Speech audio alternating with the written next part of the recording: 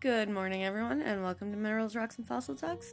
I am your mineral teacher, Jen, and today is Wordplay Wednesday, and we're going to learn about the word tetrahedral, or tetrahedron, or tetrahedra, one of these variations.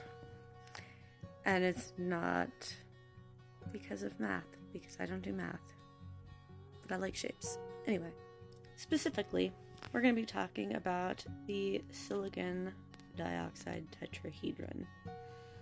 So, quartz is a tetrahedral structure. In fact, it has a perfect three-dimensional framework. That is why it's called a framework or tectosilicate like feldspar.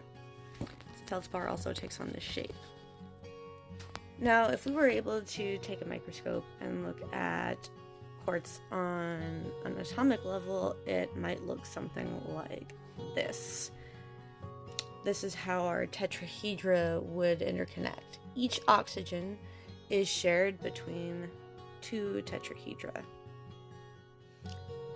And altogether, it would make this shape, which probably looks familiar.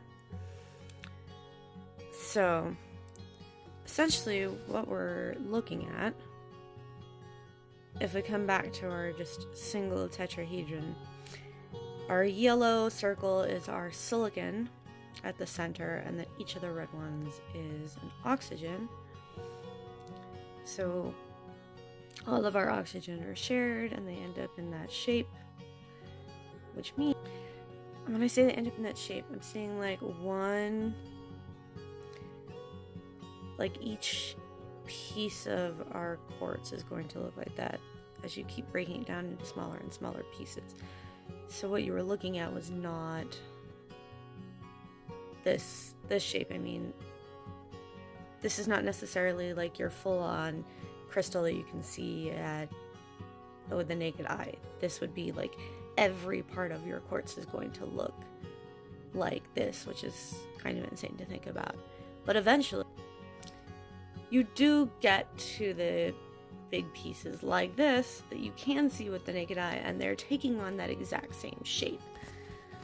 So, the tetrahedron just refers to our four oxygens making a pyramid and then making these fun shapes that we can see no matter how big or how small this crystal structure is. But yeah, so that's just the basics of it all.